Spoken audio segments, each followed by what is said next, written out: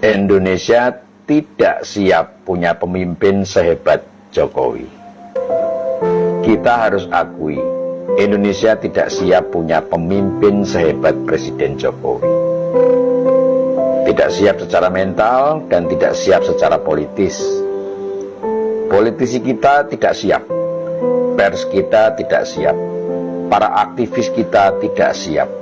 Bahkan kalangan seniman dan budayawan yang kita anggap berwawasan luas dan punya perspektif kemanusiaan yang jernih juga tidak siap.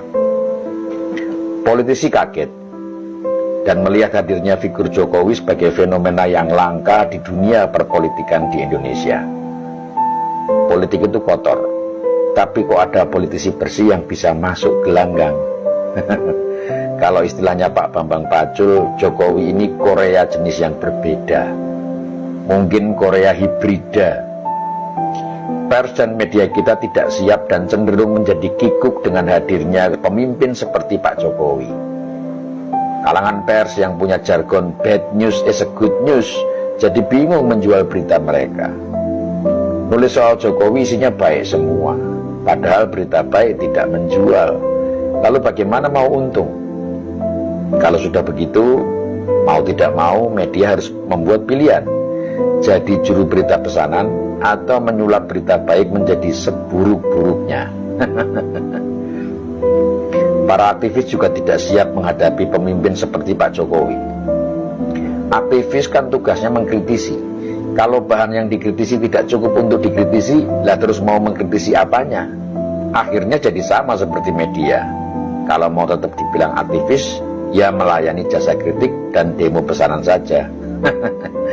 Ini aktivis apa hiperaktivis sih? Nggak perlu demo kok harus demo. Kalau aktivis jalanan melayani pesanan mungkin masih masuk akal. Lah ini aktivisnya mahasiswa. Mahasiswa itu kan kelompok yang sama-sama kita tahu memiliki kualitas dan latar belakang pendidikan yang lebih baik. Kalau akhirnya melayani pesanan atau yang sering diledek dengan istilah mahasiswa, lah terus ilmiahnya di mana? Seniman dan budayawan kita tidak kalah kalang kabutnya ketemu sosok pemimpin seperti Jokowi. Grup teater yang biasa mengolok-olok pemimpin korup jadi tidak punya bahan untuk dijadikan naskah pertunjukan. Zaman Pak Harto, zaman Pak SBY masih banyak bahan. Lah zaman Pak Jokowi ibarat sumur airnya kosong, tidak bisa ditimba. Pak Jokowi memang jadi sumber paceklik seniman-seniman yang cari makan dengan sindiran-sindiran dan kritikan-kritikan. Ide mereka mampet ketemu presiden sebersih Jokowi.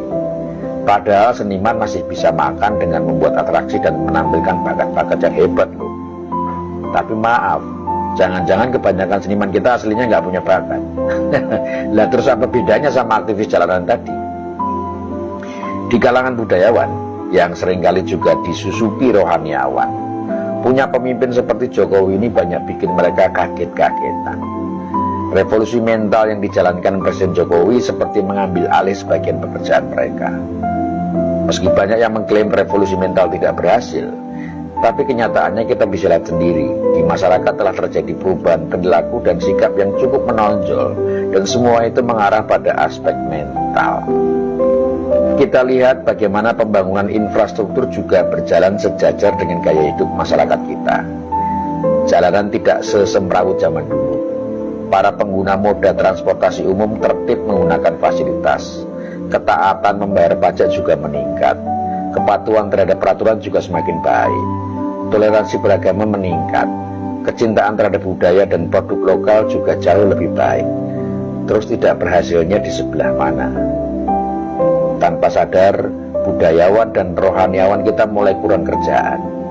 Dan harusnya mereka bahagia karena itu. Tapi seperti yang kita lihat belakangan, mereka ikut rame-rame menyudutkan presiden. Apa karena mata pencarian mereka mulai berkurang? Kalau iya kan bisa dibicarakan. Tapi ketidaksiapan itu tidak berlaku bagi rakyat atau kelompok awam yang memang sangat merindukan pemimpin seperti Pak Jokowi. Sejak Pak Jokowi menjabat di tahun 2014 sampai hari ini, kepercayaan, kebanggaan, dan rasa cinta rakyat Indonesia kepada pemerintah, terutama presidennya, sangat tinggi. Rating approval hingga awal tahun ini masih di atas 70%. Ini tidak pernah terjadi pada presiden-presiden sebelumnya. Kalau kita lihat di media, saat kunjungan ke berbagai daerah, kita melihat masyarakat dengan tulus mengekspresikan kecintaannya kepada presiden. Dan fakta itu yang mau disangkali dan digerus oleh kelompok yang ingin merebut estafet kepemimpinan secara paksa. Mereka tidak paham, kepercayaan itu tidak bisa diambil dari rakyat, tapi ditumbuhkan dari kerja keras oleh orang yang akan mendapatkan kepercayaan itu.